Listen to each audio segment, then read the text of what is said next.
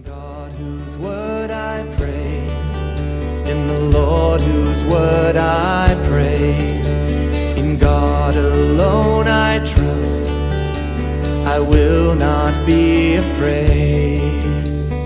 What can mortal man do to me?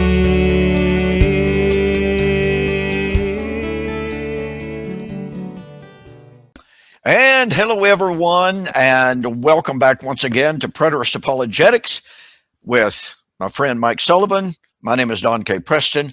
I am the president of Preterist Research Institute of Ardmore, Oklahoma. And this is our second installment of a review, kind of an examination of the recent debate from millennialists, not dispensationalists, or at least he says he's not, Dr. Michael Brown, and of course, Steve Gregg. I've debated both of these men personally on the internet.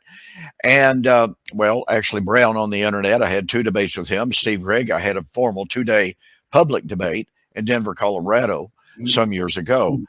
So the debate was more than a little interesting on several fronts. And so Mike and I want to take a look. We began this last week. You can go back and you can watch our review of that. We certainly did not cover all of the territory that we needed to. And so we thought we would pick it up again this evening and try to cover some of them. And to be honest about it, we're looking at more of the points made or attempted to be made by Michael Brown more than Steve Gregg. We would agree with a good deal of Steve Gregg's comments. Certainly, we're not futurists. He is. And Steve's position on Romans chapter 11, to me, is more than a little bit confusing and confused. So, we can touch on Romans chapter 11 because Romans chapter 11 is one of Dr. Brown's, quote, sugar sticks. And in my very first debate with him, he literally did not know how to respond to what I was saying. It's interesting, Mike, that I don't know, I've never counted, but I've heard from a serious number of people who had followed Dr. Brown for years, literally for years. And they contacted me and said, we've never seen Dr. Brown so rattled in all of our lives. He was literally lost. And several of those individuals, by the way, are also now full preterists. But nonetheless, I just wanted to point that out, that Dr. Brown believes that Romans chapter 11 is his sugar stick. Well, let me He bases everything on it. He bases Zechariah 12 on it. Yes. Now, in your first debate, a lot of your emphasis was on the Old Testament passages that Paul is echoing and he's bringing up in Romans 9 through 11. And this is supposed to be Brown's specialty. He's supposed to be an Old Testament scholar. And I think that is really what kind of shook him. I don't think he was new to preterism, for one thing. So we'll give him a little bit of a benefit of a doubt, trying to understand our position. But I think the majority of him being shaken was the fact that he couldn't handle, hey, these guys are supposed to be a joke. I mean, all we have to do is look outside and the second coming happen. So he didn't prepare. It was clear the man did not prepare for the first debate. So his lack of preparation, lack of understanding of our position, and your domination of the Old Testament text, I think just really, really shook him. I think that's a very fair assessment. I really honestly do, because when I was pointing out, and we'll get into it more perhaps this evening, but when I was pointing out that the two key passages that Paul was appealing to in Romans chapter 11, 26 and 27, and those two passages are Isaiah 27 and Isaiah 59, both of whom predicted the salvation of Israel at the time that Israel would be judged for shedding innocent blood. And Dr. Brown responded by saying, those are passages on judgment. They're not passages on salvation. And I kept pointing out, and finally, he actually conceded in the debate that I was right, that Isaiah rather, and thus Paul, was conflating judgment and salvation to occur at the same time. It would be the destruction of national Israel, the salvation of the remnant. And that's Paul's whole point in Romans. But in the second debate, he would not concede that at all. And when you guys went to Isaiah 59 and Isaiah 62, he did his spiel where 80-70 was just a judgment. How in the world could we see that all the nations were judged? How in the world could we see that Israel became a light to the nations and she was saved at that time? And we've talked about this, Don, over and over and over again, especially with the premills or the dispensationalists. No matter what their stripe is, they do not understand the concept of the two Jerusalems or the two Israels. Can you go over that? Because I think, isn't that really what Michael Brown is really, really missing? He had no concept when I mentioned it ever so briefly, especially in Zechariah 14. He was completely lost, had no clue. It was almost like he had never even heard the concept before. I know he has, but throughout the Old Testament, this is found over and over and over. And preterists certainly are not the very first to point this out, that in many, many scholars, they have noted that you find text after text after text in which, on the one hand, Jerusalem is destroyed. On the other hand, Jerusalem is glorified. Well, the dispensationalists say, well, yeah, what that says is Old Covenant Jerusalem would be destroyed, but she would be restored, the same city. No, that's not the point. Isaiah chapter 24, in predicting the destruction of Jerusalem and the heaven and earth of Jerusalem and the temple and et cetera, says she will fall and never rise again. So that tells us that the Old Covenant Jerusalem was to be destroyed, never to rise. That doesn't mean it wouldn't exist as a physical city, but it would never rise again as God's covenant people. Just like Isaiah chapter 65. The Lord promised, behold, I create a new heaven and a new earth, and the former what? Former heaven and earth. That's an elliptical statement. The former shall no longer be remembered. So here's God promising the destruction of a heaven and earth and a Jerusalem. That term shall no longer be remembered. The Greek word the Hebrew word remember there is from zakar. And it's a covenantal remembrance. It doesn't mean that, I'll even go so far as to say this, although this is certainly debatable from our perspective, but the people that constituted, quote, Israel at that time, the city, the temple, the creation that constituted Old Covenant Israel at the time, would no longer be remembered covenantally. They might be remembered physically or exist physically, but they would no longer have a covenant relationship with God. They would never rise again in that form. Right. That's the whole point. And yet, Dr. Brown just simply refuses, basically, to consider that aspect of it. And what he likes to do is to go to a passage such as Zechariah chapter 12, for instance. He, in the debate with Steve, he kept going to Zechariah chapter 12. This simply has not taken place.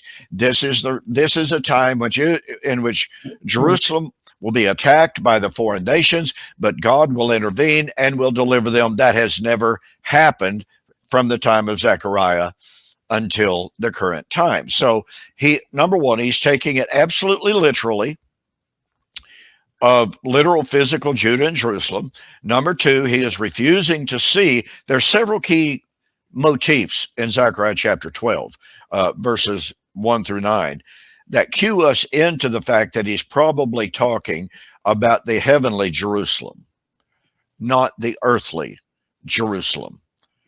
But again, Dr. Brown is so fixated on the physical that he refuses to see the spiritual. You got a great chart up there. Why don't you go through your chart just a little bit and explain what we're trying to say here?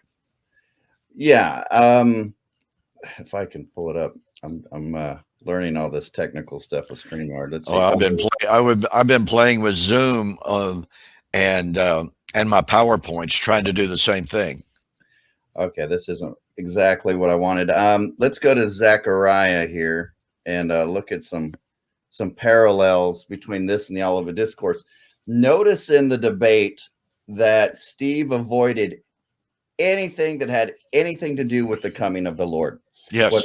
Whether it was Acts 3, whether it was Zechariah 12, which brings in Matthew 24:30, which brings in Revelation 1:7. he didn't want to go there at all because he knows Brown would have destroyed his partial preterism, showed it to be completely arbitrary, just as Dr. Brown did with Mr. Doug Wilson on the End of the Age. And I thought he did a great job on that as well. But look at the parallels. I know you've done charts. I've done charts on this. Number one, we have a gathering and the siege of Jerusalem by the surrounding nations takes place. Well, what do we have in the Olivet Discourse when you see the army surrounding Jerusalem? Now, the Roman armies, Don, those armies consisted of the nations of the then known world because Absolutely. they assimilated their best fighting men from those nations. Not only that, but as James Stuart Russell points out, that the towns and cities within Israel were known as individual nations with individual kings. And so when you have the Idumeans or the Zealots coming, all right, and they surround the city there for a time. So you have all kinds of nations and kings that are waging war at this time between AD 67 and 70. So we have the surrounding of the nations. We have the judgment of the nations that take place as well. And again, Brown talks about, well, all the nations didn't surround. This is not, and being an Old Testament scholar, you would think he would know. I mean, David talks about all the nations were surrounding him and attacking him, and there's a lot of passages, and I think Ezekiel, Zephaniah, some other passages where all nations is referred to, but it's not. It's all nations of the then known world. Absolutely. Or maybe just a few, we're not talking about the entire globe. So he's not taking these passages in their historical context. They look upon Jesus, whom they have pierced, and mourn. I wanted to pick your brain on this a little bit. Most commentators understand that when Jesus here in Matthew 24:30 is quoting Zechariah 12 and John in Revelation 1:7, that the mourning is a mourning of judgment, of sadness. But some would say, yeah, but they're changing the meaning of the mourning in the original context of Zechariah 12, which is supposed to be repentance. I think that you have argued in the past that, no, I don't even think Zechariah 12 is necessarily referring to a mourning of repentance. I'm not convinced that it is. I wouldn't take a hard, fast stand against that, because on the day of Pentecost, you have nations, Jews, devout men out of every nation under heaven. There's a great example of the language that you were referring to. It's not talking about people from South America, or from Jamaica or wherever gathered to Jerusalem. And to reinforce that point, Nebuchadnezzar, when he was speaking, prayed to the God of heaven and said, he has given me the kingdom over every nation under heaven, everywhere the birds fly.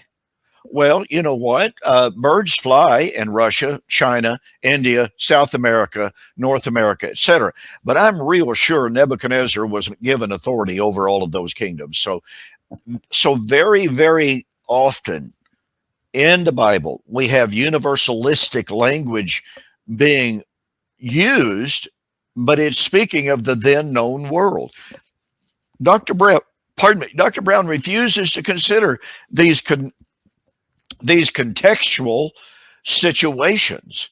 And Obadiah, I will gather all nations against you. Well, that's God predicting the fall of the Idumeans, the Edomites, Bozrah, Petra, etc.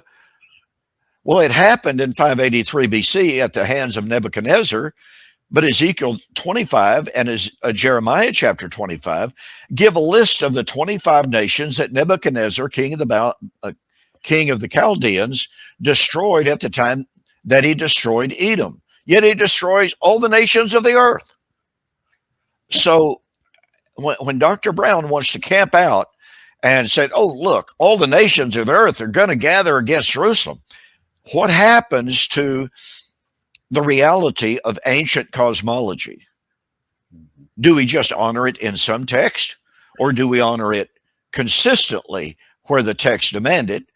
And so, to go back to your question, there was mourning on the part of all nations of the earth, certainly of the tribes of Judah on the day of Pentecost. When they heard this, they were pricked in their heart. And they said to Peter and to the rest of the apostles, men and brethren, what shall we do? Now, is that the mourning over the one whom they had pierced? A person could certainly make that argument. The trouble of that is, in my estimation, in Matthew chapter 24, verse 30, Jesus is quoting it in a judgment context. He's not quoting it in a context of repentance. Exactly. Same thing with Revelation chapter 1. Every eye shall see him, and all the nations of the earth shall mourn. All of those, they shall look upon him, even those who pierced him. Well, that's judgment on Israel, pretty clearly. Yeah, the tribes of the land. Tribes of the land. And so if someone were to say, well, could it include both? Well, if you want to make that stretch, I'm not going to throw rocks at you, but I certainly think the predominant view, or the predominantly correct view, is judgment of AD 70. Yeah, I would agree. And going back to number 2, again, at the time of the judgment of national Israel, we also have Jerusalem is saved, which in Matthew 24, you have the Olivet Discourse, you have the judgment of Old Covenant Jerusalem, but yet the remnant is to look up for their redemption. The restoration is nigh. So there you have the spiritual Jerusalem from above. Galatians chapter 4 is saved during the time when Old Covenant Jerusalem is judged. Let's see here. Let's go on. Oh, we have false prophets and demons are cleansed from the land. And of course, this was the time for the judgment of the demons and Satan as well in the Olivet Discourse. I believe on number 4, that's supposed to be chapter 13, verses 2 and 3. Okay. Yeah. I'll have to change that later. Yeah. All right. So again, we have the same motif. So Jesus is kind of tracking on both there. Let's take a look a little bit closer, because Dr. Brown wanted to emphasize chapter 14. And I know you're going to get to it here in your chart there, number 7 especially. Well, number 6, number 5. Okay. So let's just look at a few constituent elements. You know, unless Dr. Brown is wanting to create 2 different sieges of Jerusalem, all right, from chapter 12 versus chapter 14, then guess what? And by the way, he said nothing like this has ever happened before. Well, Dr. Brown sometimes likes to appeal to the ancient church writers. Well, let's appeal to some of the early church writers on this. Not that you and I think that they're the end of all and be all, and we certainly don't think they're inspired. But Eusebius, commenting on both Zechariah 12 and Zechariah 14, as well as Isaiah chapter 66, the Lord's coming in fire, said that happened in AD 70. And if anybody wants that source, I'll be more than happy to give you the specific source. So here is Eusebius, 4th century, and he's called the father of church history from the 4th century. He says Zechariah 12, Zechariah 14, Isaiah 66, fulfilled in AD 70 with the Lord's coming in flaming fire. Is he taking 2 Thessalonians? No, he did not. Okay. It's just a nebulous coming in flaming fire. Eusebius, I don't know how to say this. Eusebius Just inconsistent. Was a really fascinating character. And as many scholars have said and noted, when we read Eusebius, we have to understand that he was an apologist for Constantine. And so much of his theology, even his eschatology, was formulated to make Constantine look really, really good. Yeah, right. Now, I'm not enough of a scholar on Eusebius to be able to go in and ferret that out and say, oh yeah, this is what he was doing here. Okay, I'm just reading the scholars who have studied Eusebius very, very carefully, and that's what they have a tendency to say. The point being here, all throughout church history, all right, all throughout church history, there have been extremely noted scholars who have acknowledged that Zechariah 14 applied to AD 70. Adam Clarke most assuredly did. Barnes did. Wow. Others said this was fulfilled in AD 70 with the destruction of Jerusalem by the Romans. And those are just a couple off the top of my head there. So look at Zechariah what Zechariah chapter 14 says. Behold, the day of the Lord is coming. Your spoil will be divided in your midst. I will gather all nations for battle against Jerusalem. The city shall be taken, the houses rifled, the women ravished, and the city shall go into captivity. Well, wait a minute. That's not Zechariah chapter 12 based upon Dr. Brown's literalistic reading of chapter 12. Zechariah chapter 12, he says the city is completely delivered. No capturing of Jerusalem in Zechariah chapter 12. So is Dr. Brown going to say, well, actually, we've got two separate captivities, or excuse me, two separate besiegements in view? Yeah. Well, no, because in both, guess what we have? We have the deliverance of the remnant, and we have David the king ruling, and we have, to use the terminology of Zechariah chapter 12, verse 10 and following, the opening of on the house of David and on the inhabitant of Jerusalem, the spirit of grace and supplication. In other words, the time of cleansing for sin. And Zechariah chapter 14, you have the river of life flowing out from the city and from the temple. So Dr. Brown would have a really, really severe, difficult time creating a dichotomy. And by the way, I'm not a betting man, but if I were a betting man, I would say, and because we know from the debate itself, he correlates chapter 12 with chapter 14. He clearly has not seen the problems that creates for him. Whereas in chapter 12, there is no siege of with any success whatsoever. But in chapter 14, the spoil will be divided in your midst. The city shall be taken, the houses rivaled, the women ravished. Well, where is that in chapter 12? Not there. That's a real problem for Dr. Brown, who says, oh, these are both talking about the same thing. Mm-hmm. They are talking about the same thing, but that just simply shows that Dr. Brown is misconstruing chapter 12. It just doesn't work. Amen. Okay, so we have a way of escape in both. Number 6, I like, this day is only known by the Lord. And of course, Reformed scholars such as John Gill, Adam Clarke. I don't think Adam Clarke is Reformed, but John Gill is. They take the day and hour of Matthew 24:36 that's supposed to be unknown to anybody, even the Son of Man, as referring to AD 70. Yes. And, this is, I don't really think that this is necessarily a statement that Jesus doesn't know everything. I agree. I think it's more of a statement dealing with two issues. I'll let you do the feast aspect of it. I'll do maybe the wedding terminology. And that is, they would blow a horn. The groom and the bride, especially the bride, didn't know when the wedding would take place. Only the father knew. Right. And the father would talk to the groomsmen, sometimes one or two of them. And then they would go and they would take the groom and they would blow the trumpet. But the bride did not know the day or the hour or the time. It was only up to the father. Not even the son knew. So that is, when he's saying this, he's communicating to a Jewish worldview. Oh, the time of the wedding, right? And then, but it also echoes something else, Don.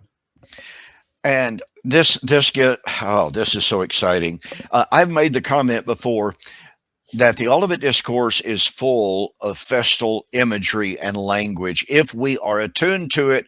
And unfortunately, the great majority of modern day Bible readers are not attuned to it, because we are not attuned to the concept, the practices, the vernacular of Israel's feast days. Let me explain it as briefly as I can. the great feast day of Rosh Hashanah, which foreshadowed the judgment, was to be initiated on the new moon. Pardon me. Well, what happens if you got clouds, if you got fog? You can't see the new moon appear. And so the Jewish rabbis referred to Rosh Hashanah and none other of the other feast days so far as I've been able to determine. But they referred to Rosh Hashanah as the feast day concerning which no man knows the day or the hour. The reason for that being, as I just indicated, they could not start the feast day until that little bitty sliver of the new moon appeared in the sky. Well, guess what? Jerusalem, Judea, was prone to heavy fog at times. You couldn't see the tip of your hand holding it up high, much less see the new moon. You got clouds. Now, just recently, I read an article on the internet, and he said, I've read that argument that the rabbis called Rosh Hashanah the feast concerning which no man knows the day or the hour. He said, well, that's ridiculous. He said, if they knew the day of the month on which it started the previous month, then they would know the day and the hour. Well, I would say that's nonsense, because the Jewish calendar had to add and subtract days because it was based strictly and solely upon a 30-day month. Well, guess what? That doesn't calculate. And so while it may sound initially like a good argument to say, well, if they knew that Rosh Hashanah was on this particular day last month, then all they have to do is count 30 days forward and they know the exact day and hour. That has a sense of plausibility, but it doesn't take the full account of the lunar calendar, which fluctuated, into account. And it doesn't account for the fact that the rabbis said Rosh Hashanah was the feast day concerning which no man knows the day or the hour.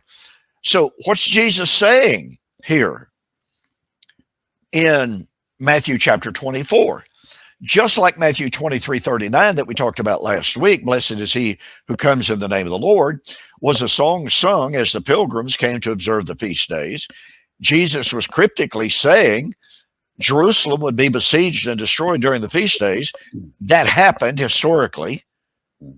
Now, you can call that either the greatest coincidence in all the history of the world, or you can say Jesus was giving a hint to his apostles and thus to his disciples to say, guys, you need to be watching the feast days.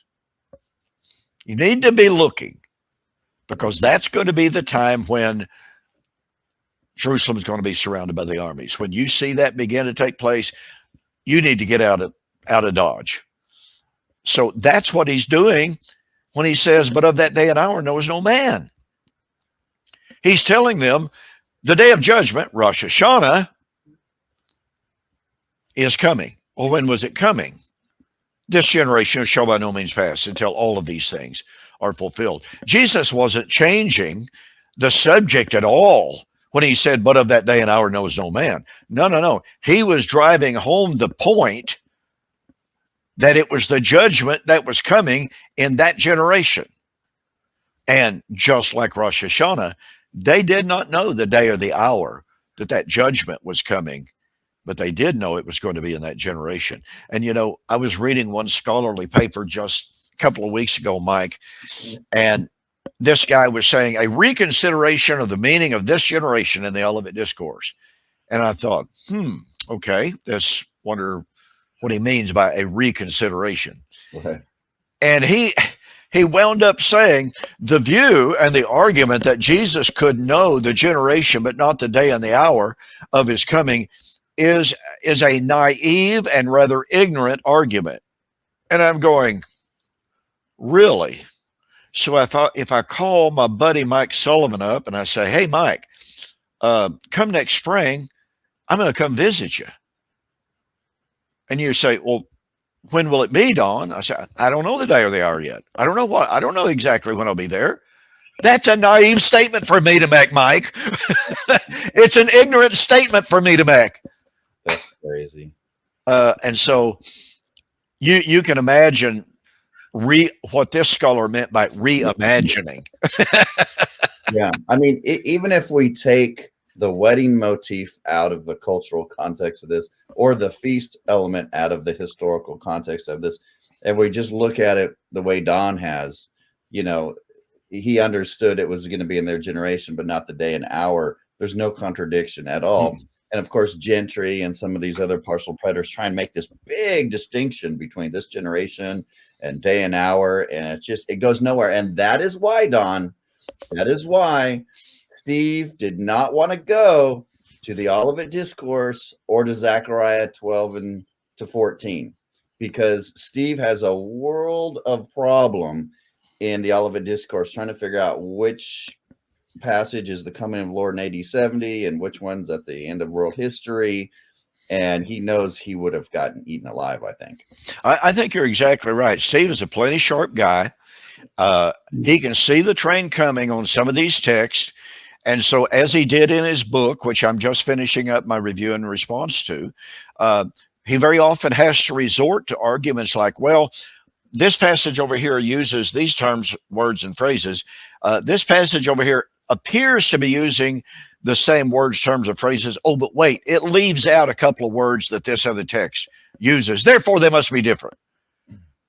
And in my book, The Resurrection Feast Fulfilled, an examination or a study of Israel's last feast day, Sukkot, and the resurrection, I take Steve to task pretty hard on that.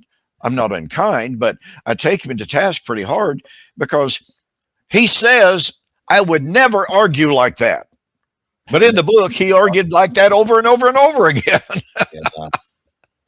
So he knows that's an illegitimate hermeneutic, but he also knows that in his debate with Dr. Michael Brown, that Michael Brown is going to go right straight for the jugular vein and point out that in these texts that Steve is referring to as fulfilled, they're talking about the coming of the Lord. Yeah, the second coming. And second coming. That would open up a can of worms that he just didn't want to deal with. That's exactly right. Okay, so number 7, there's always light. Oh, in the New Jerusalem. I mean, we're looking at Isaiah 60 through 66. Yeah. The passages, the New Jerusalem and Revelation. I make the parallel. Sometimes you refer to it as lightning, most do, but I tend to think I go with the Aramaic English translation, which sees this as Christ coming as sunshine shining from the east to the west. Just like I would Malachi 4:2, the Son of Righteousness coming. And he is the day star that would arise, that was dawning and that was arising in the heart of the believer. And in Revelation, they're promised, if they persevere, that they would have the day star. Jesus is the day star. So everything early on in Revelation that they're promised they're going to get soon, at Christ's soon coming, most of them are all related to the new creation. Oh, yeah. And so at the end of Revelation, again, you have the imminent time text connecting to the fact that they're receiving the new creation. So the day star Christ is revealed in them, just like Jesus said, the kingdom of God will be revealed in you. Now, getting to the kingdom and Christ coming, then we get to number 8. We have living waters flow from the New Jerusalem when the king and the kingdom arrive. Now, do you want to address number 7 and then go right into 8? Well, I was just simply, I was sitting here thinking as you were talking that, and you referenced Isaiah chapter 60 and following, the beautiful, beautiful passages in Isaiah chapter 60, there will be no more need of the sun or of the moon, for God is their light, echoed directly in Revelation chapter 21 in the New Jerusalem. There is no need of the sun nor of the moon because God is the light. And we absolutely have to consider what Jesus said in John chapter 8. And remember what John chapter 8, what is the festal setting for John chapter 8? It's the last day of the Feast of Sukkot. And on that last great day, of course, during the feast, what did they do? They had this monstrous, monstrous candelabra set up in the courtyard of Israel, in the temple. It Now, lit up the whole city, literally. yeah, it lit up the whole city. I mean, I can't even imagine a candelabra that big, Mike. Yeah. I don't know about you, but it's just staggering to even think about it. Folks, they had to climb ladders in order to light the candles or the oil pots on the ends of the arms of this candelabra, the menorah, if you want to use a more proper term.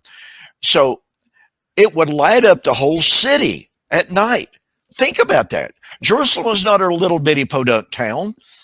And so on this last day, the great day of the feast, Jesus says, what? I am the light of the world. Okay? Now, they all marveled and rejoiced in the beauty and the glory of the Jerusalem menorah that gave light to the whole city and lit up the entire massive crowd. And Jesus stands up on that last great day. And of course, he also said, I'm the water of life. You know? So which goes with their tradition of going down to the river, getting the water, and exactly go from the temple. Jesus is drawing on so much of the imagery of Sukkot there in John chapter 7, John chapter 8. The whole city is abuzz with talk about him, for crying out loud. Because when he stands up and yells out, the language of the Greek is very, very powerful in John chapter 7. Jesus yelled, I am the light of the world, or I am the water of life.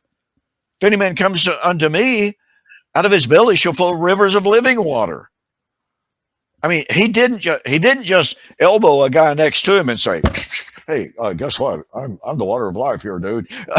He stands up and yells this out as probably as the water ceremony is taking place. And this water ceremony is a ceremony to recount how God, during the wilderness wandering, had provided Israel with water. And the ancient rabbis used to say it foreshadowed how in the last days, God would once again give them water, living waters. And here's Jesus. I am living water. Yeah. The scene there, I mean, it really makes you wonder. I mean, honestly, to put yourself into the audience, into the crowd, into that multitude, with Jesus' apostles undoubtedly gathered round him. And let's not forget that in John chapter 7, his own brothers urged him to go up to Jerusalem. You need to go up there and reveal yourself. If you're truly the Christ, why don't you go up there and just let everybody know? They thought he was crazy. They were doubting him. Okay, but Jesus' apostles are with him nonetheless when he goes up basically unannounced. And then he stands up and yells out, what are his apostles thinking? And then as he continues, I mean, he goes right from, he segues from I am living water, he segues directly into I am the light of the world. This is incredible.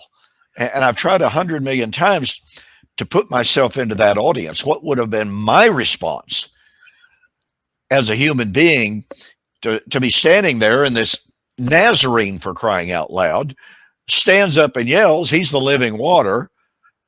And you've probably heard that very day, or during the 7-day feast days, you've probably heard the rabbis talk about the time of living waters.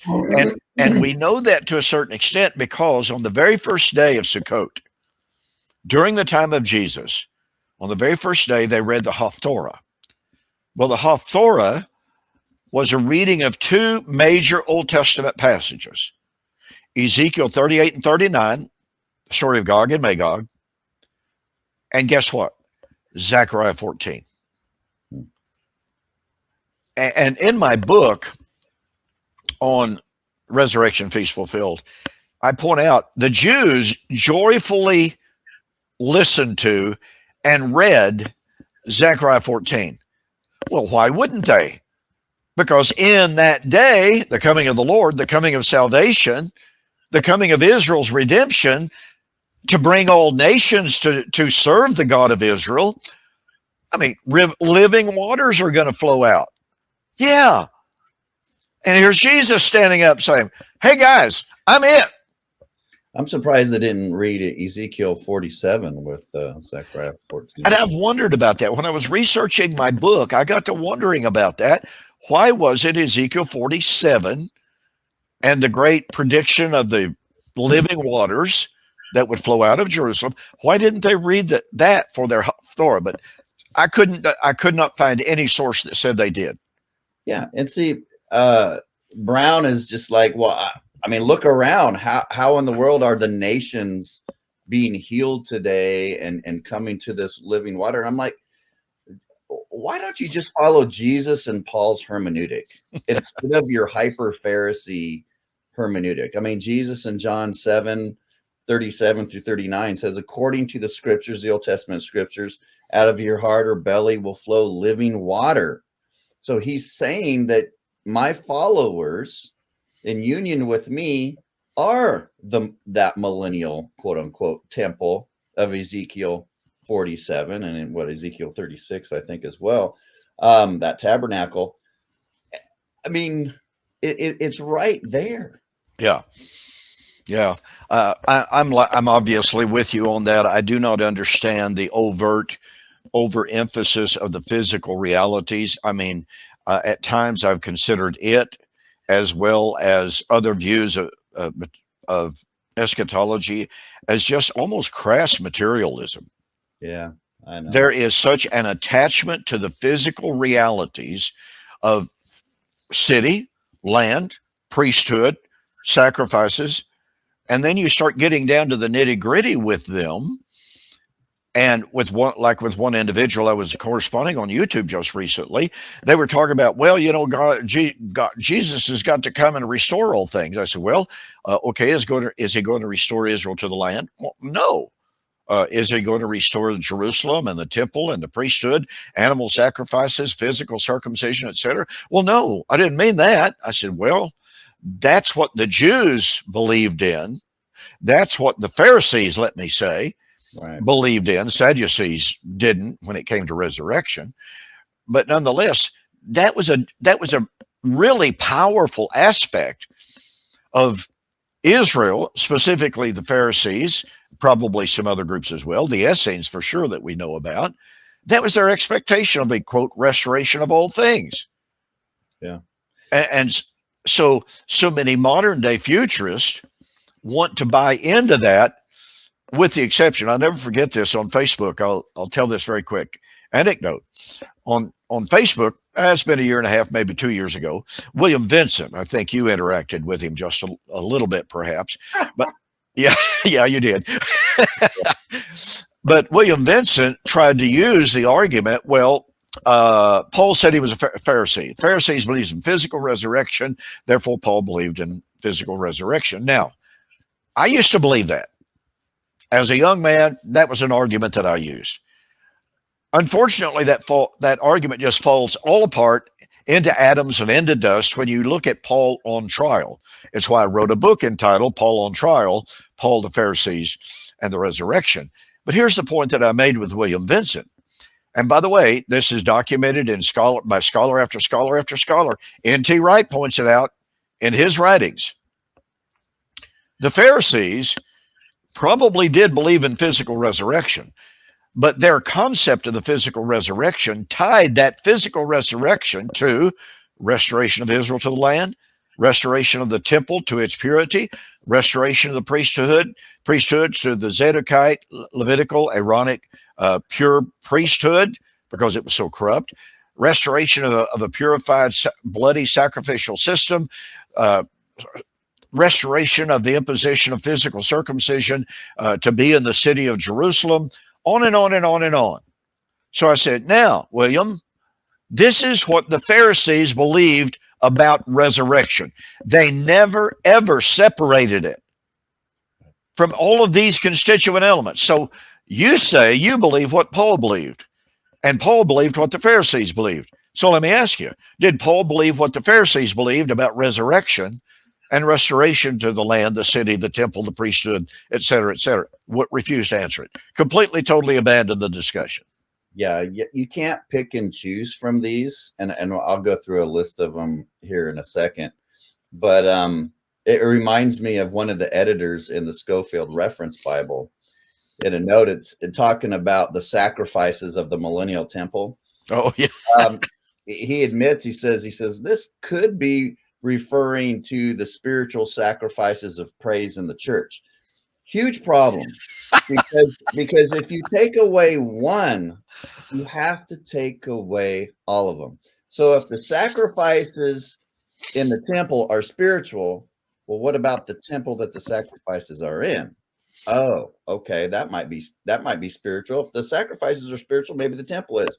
Well, what about the city in which the temple is, and the land that it rests upon, and the heaven and earth, or the world that it consists of? And so, that is a real problem for the premillennialists and the dispensationalists. Well, it's a real problem for any of the futurists who believe in a yet future, some sort, somehow, some way, conversion of, quote, national Israel. When you start talking, again, as Chris Date does, that he believes that national Israel will be restored and be saved. Well, what do you mean physical or national Israel? Physical Israel. And by that's what he means, physical Israel of the bloodline of Abraham. I want to see as proof for the existence of that nation. But nonetheless, how do you argue for the restoration of national Israel without arguing for the restoration of temple, priesthood, sacrifices, as you were just saying? How do you delineate? The whole kit and caboodle. Yeah, who gives you the right to cherry pick here and say, oh, yeah, it's Israel, but it's Israel without land, city, temple? I mean, that was Israel. While I'm thinking about it, we were talking about the Hebrew word for forever, and how Brown is just so inconsistent, because we have about 2,000 years where Israel wasn't in the land forever. So here's another issue, is that there were promises that circumcision would last forever. But now you've got dispensationalists and historic premillennials. Well, we know Paul says that this is spiritually fulfilled. Well, again, they all go together. You can't cherry pick. So if the circumcision promises forever can be spiritualized and not be forever, then why can't the land promises that are supposed to be forever be interpreted the same way? Again, this inconsistent hermeneutic. I have used this argument in absolutely countless discussions with dispensationalists, futurists of all sorts down through the years, when they say, "Oh, Israel's promised the land forever." You're just trying to destroy God's word. Well, no, it's honoring what the texts say. Everything that we've mentioned here: circumcision, priesthood, temple, land, on and on and on. There you go. Born physically into the old covenant. Jesus says you have to be born from above. This is the new covenant, Nicodemus. I'm doing something new. This is Isaiah's new thing, that he was talking about. That's right. Circumcision, spiritual circumcision. Physical temple, old covenant tabernacle, spiritual in the new. Priesthood, sacrifices, all of these. Every one of them. Land, even heaven and earth. I mean, Hebrews talks about that which was made, going back to Hebrews 1, it was being shaken. That world was being shaken one last time, because the spiritual things of the new covenant, new heavens and new earth, would remain after that was shaken and taken out of the way. And yet it's not difficult at all to get some futurists at least. And by the way, Dr. Brown, when I asked him, has circumcision, do you impose physical circumcision? I don't remember that. I think that was in our first debate. He said, oh, of course I do. And he was joking, of course. No, he doesn't.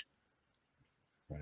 And yet it was supposed to be an everlasting covenant between God and Israel. Genesis chapter 17. And he fudged on the Sabbath too. Well, oh yes, he did. He fudged on the Sabbath. I don't adhere to it legalistically. It's like, Right. where are you getting that from the text? You either adhere to it or you don't, dude. Yeah. It's Just today on YouTube, I had a guy, and in one of my comments on one of my videos, I don't even remember which video it was he was commenting on, but I had mentioned the passing of the law. And this guy says, well, I'm a full preterist, but the law did not pass away. I keep it all. Now, he said, I don't keep the physical sacrificial ordinances, but I keep the law. Well, what he means by that is the Sabbath. So once again, he's picking, he's choosing, he's cherry picking and saying, yeah, this is gone, this stays, et cetera, et cetera. And it just becomes a mishmash. And of course, people say, well, if you're saying that the 10 Commandments were done away with, then we're free to do this, that, and other. No. That's ridiculous. That was a covenantal structure. The Sabbath, as a covenantal sign, was set within the Decalogue as, I would even say to a certain extent, as an anchor, as a covenantal anchor of the entire covenant. God said, I gave you the Sabbath as a sign of the deliverance from Egypt. Deuteronomy chapter 5 and verse 15. Well, you know what? I don't think God delivered you and me from literal physical Egyptian captivity. And yet the Sabbath was given as a memorial and as a sign of that deliverance. Yeah. How could we ever observe Sabbath as a deliverance from Egyptian captivity? Exactly. And Hebrews 3 and 4 and Hebrews 9 and 10 is really clear that another day that Hebrews 3 and 4 is talking about, as far as the Sabbath rest that was promised in the Psalms and that David talked about, he picks up again in chapters 9 and 10. And he says that day was approaching. It was at hand. The judgment upon the enemies was about to take place. When would the Sabbath rest come? When would this judgment take place? He who's coming will come in a very, very little while and will not delay. So, yeah, but let's I want to get into Genesis 15 verse 7, because that was a big thing, whether this covenant was unconditional or conditional. But before I do that, I just want to summarize. So Steve just missed the boat when we're talking about Zechariah 12 through 14. He could have went to Matthew, because Jesus clearly in the Olivet Discourse, when he says in Luke 21 verse 22 that all that was written in the Old Testament would be fulfilled in his generation, including him coming upon the clouds, upon those who would mourn, Zechariah 12, in judgment, that this is the second coming. It would take place in their generation. And this is the fulfillment of Zechariah 12 and 14. Not only that, but he missed the boat on the feasts, because in the Olivet Discourse, and Brown brings it out. He brought it out in your debate. Oh, well, this is the last, 4-3 fall feasts. And you're like, well, I'm glad you brought this topic up, Michael Brown. Because, you go to Colossians 2, you go to Hebrews 10:1. These were types and shadows of the new covenant good things that were about to come in AD 70 at Christ's coming. And if those feasts have not been fulfilled, then we're still under every jot and every tittle of the law. And again, that was another subject that Michael Brown just did not answer in your debate with him. But I think it's very, very important to drive home the point that you're making there in regard to Luke chapter 21 and verse 22, as it takes us directly back to Zechariah 12 to 14. So many of the constituent elements of Zechariah 12 through 14, okay, for instance, Zechariah chapter 13, 6 and following, it shall come to pass that 2/3 of the people shall perish. Only 1/3 shall be saved. That's the righteous remnant. That's the Olivet Discourse, found profoundly throughout the Olivet Discourse. And pardon me. Of course, in Zechariah chapter 13, you also have the time of the betrayal of the Messiah. They weighed out for me 30 pieces. I think that's in chapter 13, isn't it? Strike the shepherd, and the sheep will be scattered. That's a lead up to the Olivet Discourse. That's the betrayal of Jesus that took place in Matthew chapter 25. So what we have here is Zechariah, and I believe it's I believe it was Carrington, who said, no other book had such a profound impact or influence on the book of Revelation than did the book of Zechariah. And my goodness gracious, at the scholars, and Gregg Beale in his massive book, Commentary on the New Testament Use of the Old Testament, Gregg Beale points out, well, Zechariah here 12, Zechariah 13 here, Zechariah 14 here in the book of Revelation. Until, Don, you start studying Daniel, and when you're deep in Daniel, then you're looking at Revelation. You're just seeing, all you're seeing is Daniel. And then you're in Ezekiel, and you're like, wow, look at all these. I know. It's just rich in all of those, but you're right. Well, Zechariah is just all that's over. why it's estimated that there's something over 400 allusions or echoes or citations or what have you. The scholars use all different sorts of words to define it or to describe it. But the point of it is, Revelation is absolutely saturated with the Old Testament. So the point being that here in Zechariah chapter 12 to 14, we have all of these constituent elements that Jesus in the Olivet Discourse refers directly to.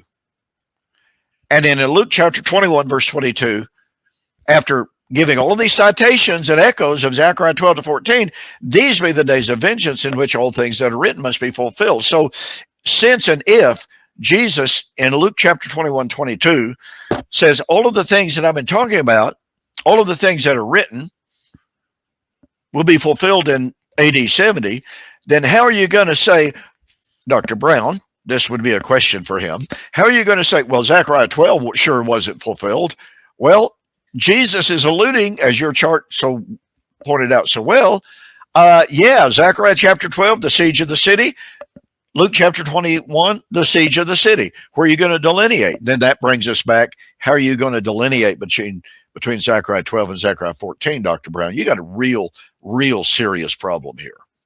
So this is a powerful illustration of how Scripture interprets Scripture for us if we are willing to be attuned to it, and to the term that I really like to use, if we're willing to connect the dots. Yeah. Scriptura analogia is the fancy word for it, but yeah. And Steve pulled he says, well, I've preached on Zechariah 12 through 14, and, I see how this is, spiritually, the salvation. But this is at the second coming is when the salvation takes place. In Revelation 21 and 22, that the new creation, that's when the rivers start flowing at the second coming. So he didn't want to deal with that. It reminds me of James White when he was in a debate with a Muslim, Shabir Ali. Shabir said, I can't accept Jesus or your Jesus as a New Testament prophet because he promised his second coming to take place in their generation. And this was before he was a partial preterist. He says, oh, well, I preached on that. I refer you to. Yeah. I don't want to talk about that now. Look, go over here.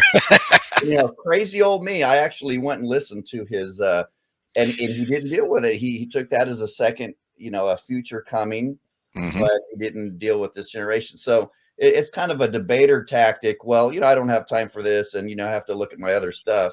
But he missed a golden opportunity there on Zechariah 12 to 14. Let me ask you, the other thing that came up in this debate was the promise made to Abraham. Only he puts Abraham to sleep. God alone passes through the animal pieces. I think Brown's point is, well, this is an unconditional covenant that God is going to keep even unbelieving Israel break his other parts of the covenant, apparently, in the land forever. It's unconditional. It doesn't have anything to do, apparently, with what they believe or what they do. Well, the problem with asserting, just unilaterally asserting, as he did, that a unilateral covenant cannot be violated is illogical. If the one making the covenant has within himself the conditions, he may not assert them explicitly, but if the sin and the violations of what he is saying and what he is promising, if the recipients become so egregiously abusive, that doesn't mean he's obligated to go ahead and to give that. And when you read further, and this is where this is what Dr. Brown refuses to pay attention to. Deuteronomy 11 and how many other passages, my goodness gracious, it would take 30 minutes to list all of them. Over and over and over again, we are told, you keep the law, you get to live on the land. You violate the law, and the land will vomit you out. I mean, this is what Deuteronomy chapter 28 to 30 is all about. And remember, Deuteronomy 28 to 30 is about Israel and the land, God's promise of the land to Israel. So if you want to say, well, the Abrahamic land promise was unconditional, then you're going to have to say that it was unconditional for Israel because they are the descendants of Abraham. But that doesn't work because Deuteronomy 28 to 30, I've never even counted the number of times, but it's multiple times in which God said, you break my covenant, here's what's going to happen to you. You're going to be taken off the land will vomit you out, you will be captive in all nations of the world. So here is God saying, yeah, I made a promise to Abraham. And by the way, he didn't have to give it to Abraham and his seed, although the promise literally was, according to Deuteronomy 33 or 34, verse 2 and 3, the promise was to Abraham and his seed. Makes it very clear. But when we see that the promise to the seed was absolutely conditional, then guess what? That's the final word. Yeah. Unless you want to say, well, guess what? Abraham, I'm going to give it to you and you alone, not your seed. No, that's not what he said. But to the seed, he gave the conditions of the promise. Yeah. And ultimately, that seed is fulfilled in Christ. Obviously. Yes. Well, we are at our 1 hour mark. Yes, we are. Your Jan usually has some food ready for you. Yes, she does. So we'll talk about whether or not we want to pick this up, or do you want to talk about it? Do you think we need to do a part 3, or? We'll talk about it later. Okay. And maybe we can get some feedback on some folks who watch this. If they watch it and they say, well, hey, why didn't you guys cover what Dr. Brown said here or what Steve said over here? Folks, send us your suggestions. And if we think that we want to give it a third show, then we certainly will. We want to cover what you think is relevant, what will be helpful to you, the folks who are watching. So with that, I'm going to say good night and God bless. Absolutely. Good night, guys. Thanks for joining us. In God whose word I praise, in the Lord whose word I praise, in God alone I trust, I will not be afraid. What can mortal man do to me?